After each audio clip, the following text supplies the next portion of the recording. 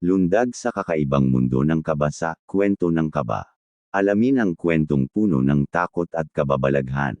Mag-subscribe, like, at share na. At huwag kakalimutang mag-share ng iyong kakaibang karanasan. Ang nakakatakot na lihim ni Manong Magtataho. Mula pagkabata, laging bahagi ng aking umaga si Manong Magtataho. Alas 7 pa lang ng umaga, maririnig mo na ang kanyang sigaw, "Taho! Taho!" Hindi ko mapigilang ang ngumiti tuwing makikita ko siya, bit-bit ang malaking timba ng taho at yung matamis niyang ngiti. Pero hindi ko inakalang ang simpleng tindero ng taho ay may dalang lihim na magpapayanig sa aking mundo. Isang araw mag-isang umaga, maaga akong nagising dahil sa ingay ng mga aso sa labas. Pagtingin ko sa orasan, alas 4 pa lang ng umaga. Nakapagtataka dahil hindi pa oras ng pagdating ni Manong Magtataho. Lumabas ako ng bahay para tingnan kung ano ang nangyayari at laking gulat ko nang makita si Manong. Nakatayo sa ilalim ng poste ng ilaw, tila nakatitig sa akin. "Manong, anong ginagawa niyo po dito nang ganito kaaga?" Tanong ko ngunit hindi siya sumagot. Sa halip tumalikod siya at naglakad papalayo, dala ang kanyang taho. Nagdadalawang isip ako kung susundan siya, pero may kung anong puwersang nagtulak sa akin na gawin iyon. Habang sinusundan ko si Manong, napansin kong parang nag-iiba ang paligid. Ang mga bahay ay tila nagiging lumang istruktura, mga poste ng ilaw ay kumikislap-kislap, at ang hangin ay nagiging malamig.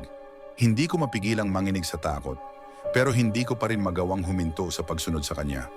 Bigla siyang huminto sa isang bakanting lote at sa gitna nito ay may isang lumang bahay na tila pinabayaan na. "Manong?" Muli kong tanong. Nanginginig ang boses. Lumingon siya sa akin at sa pagkakataong iyon, nakita ko ang kanyang mga mata. Hindi iyon ang mga mata ng taong kilala ko. Itim na itim ang mga iyon, parang walang kaluluwa.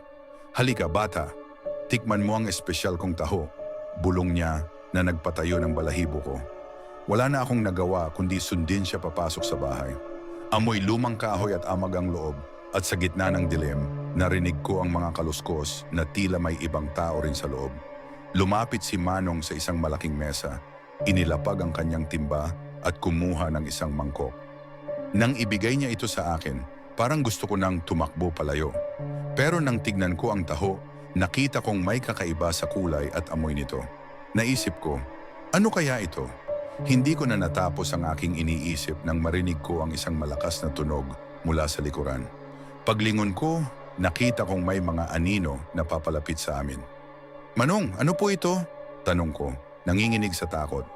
Ngumiti si Manong, ngunit hindi na ito ang ngiti ng mabait na magtataho. "Huwag kang mag-alala, bata. Magugustuhan mo ito," sabi niya, bago tumawa ng malakas, isang tawang puno ng kalungkutan at pangamba. Sa puntong iyon, napagtanto ko na hindi na ito isang ordinaryong umaga. Ang mga anino ay lumalapit at pakiramdam ko'y unti-unti na akong hinihigop ng kadiliman. Tumakbo ako palabas ng bahay, ngunit tila ba walang katapusan ang pasilyo.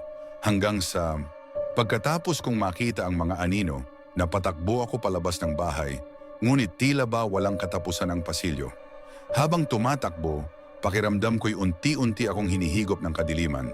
Ang bawat hakbang ay parang pabigat ng pabigat at ang mga pader ng bahay ay tila nag-iiba-iba ng hugis. Bigla akong nadapa. Nang bumangon ako, nakita kong nasa loob na ako ng isang madilim na silid. Wala akong makita kundi ang sarili kong hininga sa malamig na hangin. Pilit kong kinapa ang paligid at nakaramdam ako ng basang sahig. Nang tignan ko ang aking kamay, puno ito ng dugo. Natakot ako nang makita kong hindi ko alam kung kanino galing ang dugo. Narinig kong muli ang tawa ni Manong Magtataho, ngunit mas malakas, mas malupit. "Wala kang takas, bata. Ang mga kaluluwa ng mga nakaraan ay nandito na." Sa takot napaluhod ako at napaiyak. "Pakiusap, Manong, ano ba ang kasalanan ko?" Sigaw ko, pero ang tawa lamang ang tugon niya. Biglang may kumaluskos sa dilim at mula sa sulok ng silid may lumabas na isang anino. Dahan-dahan itong lumapit sa akin at sa bawat hakbang nito, ramdam ko ang bigat ng bawat hakbang. Nang malapit na ito sa akin, nakilala ko ang mukha nito. Isa itong batang babae, marungis at duguan ang damit. Ang kanyang mga mata ay parang walang buhay at ang kanyang bibig ay bumubulong nang hindi ko maintindihan. "Siya ang nauna," sabi ni Manong. na ngayon ay nasa likod ng batang babae. Ginawa ko siyang espesyal na taho tulad ng gagawin ko sa'yo. Napaatras ako, ngunit napansin kong wala na akong ibang daan. Manong, bakit niyo po ginagawa ito? Tanong ko, nanginginig sa takot. Lumapit si Manong at ang kanyang mukha ay biglang naging seryoso. Ang bawat taho ko ay may kasamang kaluluwa. Ang kaluluwa ng mga batang inosente na naglakas loob na sumilip sa dilim. Hindi ko alam kung totoo ang sinasabi niya, pero ramdam ko ang bigat ng kanyang mga salita. Napansin ko na ang mga anino sa paligid ay nagsisimulang gumalaw, papalapit sa akin. Ang bawat isa sa kanila ay tila may daladalang pighati at galit. Biglang sumiklab ang ilaw at nasa gitna ako ng isang malaking silid na puno ng mga altar at mga rebulto. Sa gitna ng lahat ng iyon ay ang malaking timba ni Manong na ngayon ay puno ng puting taho na tila ba sumisirit ang usok. Ang amoy nito ay mabaho at tila nagmumula sa kadiliman. Ngayon oras na para makilala mo ang tunay kong anyo, sabi ni Manong. Sa isang iglap, ang kanyang katawan ay nagbago. Ang kanyang balat ay naging itim at parang bato at ang kanyang mga mata ay naging pula. Naging halimaw siya na puno ng galit at puot. Hindi ko na napigilan ang aking takot. Tumakbo ako papalabas ng silid pero parang walang katapusan ng daan. Naririnig ko ang mga kaluskos at sigaw ng mga kaluluwa sa paligid ko. Ang mga anino ay patuloy na sumusunod at ang kanilang mga boses ay tila bumubulong sa aking tenga. Nang akala ko'y mawawalan na ako ng pag-asa, biglang may isang pinto na nagbukas sa dulo ng pasilyo. Sa kabila nito ay may liwanag na tila nagbibigay ng pag-asa. Tumakbo ako papunta roon, ngunit bago ko pa man marating ang pinto, naramdaman ko ang malamig na kamay ni Manong na humawak sa aking balikat. Hindi ka makakatakas bata, bulong niya, ngunit bago pa man niya ako mahila pabalik, naramdaman ko ang isang malakas na puwersang nagtulak sa akin papalabas ng pinto. Nang itulak ako ng puwersang iyon, nahanap ko ang sarili ko sa labas ng bahay, bumagsak sa malamig na lupa. Humihingal at nababalot ng takot, napatingin ako sa paligid. Nagulat ako nang makita kong bumalik na sa normal ang paligid. Wala na ang lumang bahay at ang mga pader ng kalye ay bumalik na sa dati nilang anyo. Tila bang wala akong pinuntahan na kakaibang lugar. Pero bago pa man ako makahinga ng maluwag, naramdaman kong may malamig na hangin na dumaan sa aking likuran. Tumindig ang aking balahibo at dahan-dahan akong lumingon. Doon ko nakita si Manong magtataho, nakatayo sa likuran ko. Ngunit sa pagkakataong ito, siya'y tila mas nakakatakot.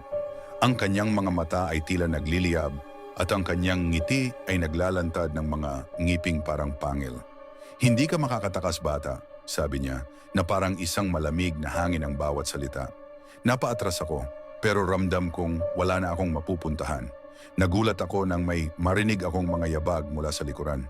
Paglingon ko, nakita ko ang aking mga magulang at mga kaibigan. Lahat sila'y may mga mata na tila wala sa kanilang ulirat. Sila'y naglalakad papunta sa akin, parang mga zombie na walang kaluluwa. Manong, pakiusap! Sigaw ko, umaasang may magagawa pa akong paraan para makaligtas. Ngunit ngumiti lang siya at sa isang iglap naglaho siya sa harapan ko. Nang lumingon ako muli, nakita kong wala na rin ang aking mga magulang at mga kaibigan. Ako na lang mag-isa sa madilim na kalsada, tila walang katapusan ang kalungkutan at takot. Hindi ko na alam kung ano ang gagawin, kaya nagdesisyon akong tumakbo. Habang tumatakbo, nararamdaman ko ang mga anino na tila bumabalot sa akin. Ang kanilang mga bulong ay nagiging mas malakas at ang bawat hakbang ko ay nagiging mas mabigat. Sa aking pagtakbo, nakita ko ang isang maliit na kapilya. Pumasok ako sa loob, umaasang makahanap ng ligtas na lugar. Sa loob ng kapilya, nakita ko ang isang lumang altar na may kandilang nauupos. Lumuhod ako at nagdasal, umaasang may himalang mangyayari. Habang nagdarasal, naramdaman kong may malamig na kamay na humawak sa aking balikat. Hindi ko magawang lumingon dahil sa sobrang takot. Ang malamig na boses ni Manong magtataho ay bumulong sa aking tenga. Ang bawat taho ay may kasamang kaluluwa at ikaw ang susunod.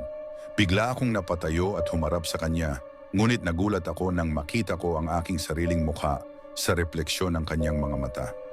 Ako'y naging isa sa mga kaluluwa na kanyang pinaparusahan. Ang aking katawan ay unti-unting nagiging parang usok at naramdaman ko ang pag-akyat ng malamig na enerhiya mula sa aking mga paa hanggang ulo. Sa huling pagkakataon, narinig ko ang mga anino na bumubulong. Walang makakatakas kay Manong Magtataho. Ang kapilya ay naglaho at ako'y bumalik sa madilim na kalsada, patuloy na naglalakad kasama ang iba pang mga kaluluwa. Habang naglalakad kasama ang ibang mga kaluluwa, ramdam ko ang kanilang pangungulila at takot. Lahat kami ay parang mga asong ligaw na walang patutunguhan. Bawat hakbang ay parang paglalakbay sa walang hanggang dilim.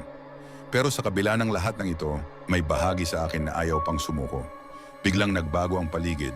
Nakita ko ang isang malaking salamin sa harapan ko at sa loob nito ay nakita ko ang refleksyon ng aking dating sarili, buhay at buo. Napahinto ako at napatanong sa sarili, may paraan pa ba para makaligtas? Sa gilid ng salamin, nakita ko si Manong Magtataho, nakangiti na parang alam na alam niya ang iniisip ko. Walang makakatakas, bata, sabi niya. Ngunit sa pagkakataong ito, tila may pagdududa sa kanyang boses. Nang humakbang ako palapit sa salamin, naramdaman ko ang puwersang parang humihila sa akin pabalik. Pilit kong nilabanan ito at sa bawat hakbang, ramdam ko ang puwersang lumalakas. Sa huling hakbang ko, biglang nagbago ang tanawin. Nasa loob na ako ng salamin at ang paligid ko'y puno ng liwanag. Sa gitna ng liwanag, nakita ko ang isang matandang babae nakasuot ng puting damit. Ikaw ba ang susunod na biktima ni Manong? Tanong niya sa malumanay na boses. Opo, sagot ko. Hindi sigurado kung totoo ang nakikita ko. May paraan para makaligtas, sabi ng matanda. Pero kailangan mong magtiwala. Ano pong paraan? Tanong ko. Umaasang may pag-asa pa. Kailangan mong balikan ang simula, sabi niya. Balikan mo ang araw na unang makita mo si Manong Magtataho. Biglang bumalik ang lahat ng alaala. Nasa harap ko si Manong na masaya kong binibili ang kanyang taho sa unang pagkakataon. Sa puntong iyon, napagtanto ko na ang lahat ng ito ay parang isang siklo na paulit-ulit. Kailangan kong putulin ang sumpa. Bumalik ako sa realidad, nasa harap pa rin ng malaking salamin. Nakita ko si Manong na tila nag-aabang. Sa huling pagkakataon, naglakad ako papalapit sa kanya, dala ang pag-asa na pwede pang magbago ang lahat. Nakita mo na ang katotohanan, sabi ni Manong. Ngunit hindi ka makakatakas. Ngumiti ako at sinabing, hindi ko kailangang tumakas, kailangan ko lang tapusin ang sumpa. Hinawakan ko ang kanyang kamay at biglang lumiwanag ang buong paligid. Naramdaman ko ang puwersang naglalaban sa loob ng akin, ngunit sa puso ko, alam kong tama ang ginagawa ko. Nang magising ako, nasa bahay ako, humihingal at pawis na pawis. Nakita ko ang liwanag ng araw na sumisilip sa bintana. Tila ba isang masamang panaginip lamang ang lahat. Pero alam ko sa puso ko na totoong nangyari ang lahat. Nang sumunod na umaga, narinig ko muli ang sigaw ni Manong Magtataho. Taho! Taho! Pero sa pagkakataong ito, hindi na ako lumabas para bumili. Sa halip, binantayan ko lang siya mula sa bintana, alam na alam ko na ang lahat ng kanyang lihim. Kinabukasan, nanatili akong nagmamasid mula sa bintana. Si Manong Magtataho ay naglalakad sa parehong ruta, bit-bit ang kanyang timba. Ngunit may kakaibang aura siyang dala ngayon, tila mas mabigat, mas madilim. Ang bawat hakbang niya ay parang nagdadala ng pighati at takot. Nagpatuloy ang mga araw na ganito. Hindi na ako lumalabas para bumili ng taho at sa tuwing makikita ko siya, nararamdaman ko ang malamig na hangin na nagmumula sa kanya. Hindi ko maalis sa isip ko ang mga kaluluwang napanood ko sa aking pangitain at ang matandang babaeng nagbigay ng babala. Isang gabi naalimpungatan ako mula sa isang malalim na pagtulog dahil sa mga katok sa pinto. Tumayo ako at dahan-dahang lumapit. Nang buksan ko ang pinto, bumungad sa akin ang isang batang babae, marungis at tila pagod na pagod. Ang kanyang mga mata ay puno ng takot. Kuya, tulungan mo ako. Si Manong Magtataho ay nandyan, sabi niya, nanginginig. Hindi ko alam kung ano ang gagawin. Napansin ko ang mga sugat sa kanyang katawan at sa likod niya, nakita ko ang anino ni Manong papalapit sa amin. Bigla akong nakaramdam ng takot at pangamba.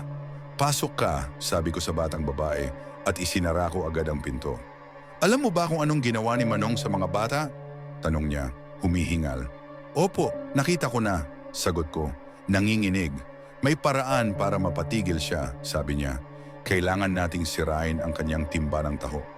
Nagulat ako sa sinabi niya, ngunit napagtanto ko na ito na marahil ang tanging paraan. Paano natin gagawin iyon? Tanong ko. Alam ko kung saan siya nagtatago tuwing gabi, sabi niya. Sumama ka sa akin. Naglakad kami sa madilim na kalye, patungo sa isang lumang bahay sa dulo ng baryo. Nararamdaman ko ang bawat tibok ng puso ko at ang takot ay lalong lumalakas habang papalapit kami sa lugar. Nang makarating kami, nakita ko si Manong, nakatayo sa harapan ng bahay, nakangiti ng malademonyo. Hindi kayo makakatakas, sabi niya, ngunit sa pagkakataong ito, ako'y handa na. Papatigil namin ang sumpa mo, sabi ko, sabay hawak sa kamay ng batang babae. Sa isang iglap, tumakbo kami papasok sa bahay. Hinanap namin ang timba ng taho at nang makita namin ito, agad kong kinuha at ibinuhos ang laman. Laking gulat ko nang makita ang mga anino ng mga bata. Isa-isa silang lumalabas mula sa timba, sumisigaw at umiiyak. Ngunit si Manong ay hindi nagpatinag. Hindi niyo ako matatalo, sigaw niya, sabay hagis ng isang matalim na bagay sa aming direksyon. Sa huling sandali, naisip ko ang matandang babae at ang kanyang babala. Kinuha ko ang isang kandila mula sa altar at sinindihan ito. Sa harapan ng apoy, nagsimula akong magdasal, umaasang ito'y magbibigay ng proteksyon. Biglang lumiwanag ang paligid at naramdaman ko ang init ng apoy na pumapalibot sa amin. Ang mga anino ay nagsimulang maglaho, isa-isa, at si Manong ay nagiging mas mahina. Sa huling pagkakataon, humarap si Manong sa amin, ang kanyang mukha ay puno ng galit at sakit. Hindi pa ito tapos, sabi niya, bago siya tuluyang naglaho sa dilim. Nang bumalik ang katahimikan, nakita ko ang batang babae na nakangiti. Salamat kuya, napalaya mo kami, sabi niya, bago siya naglaho kasama ng ibang mga kaluluwa. Pag-uwi ko, naramdaman ko ang bigat ng ginawa namin, ngunit alam kong natapos na ang sumpa. Ngunit isang bahagi sa akin ang hindi mapakali, iniisip kong babalik pa ba si Manong magtataho.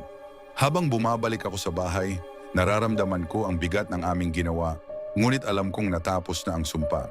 Ngunit isang bahagi sa akin ang hindi mapakali, iniisip kung babalik pa ba si Manong magtataho. Kinabukasan, muli kong narinig ang sigaw ng taho, taho. Sa kabila ng lahat ng nangyari, may takot pa rin sa aking puso. Ngunit nang sumilip ako sa bintana, nakita ko lamang ang isang bagong magtataho. Walang bakas ng kadiliman sa kanyang paligid. Ang sumpa ay tuluyan nang nawala. Lumapit ako sa bintana at nagpasalamat sa matandang babae sa aking isip at sa batang babae na naging kasamahan ko sa pagputol ng sumpa. Alam kong hindi na sila magpapakita sa akin muli, ngunit ang kanilang mga alaala ay mananatili sa aking puso. Salamat sa panonood ng aming kwento ng katatakutan. Huwag kalimutang mag-subscribe, like at share para sa marami pang kwento ng kaba at kilabot dito sa Kwento ng Kaba.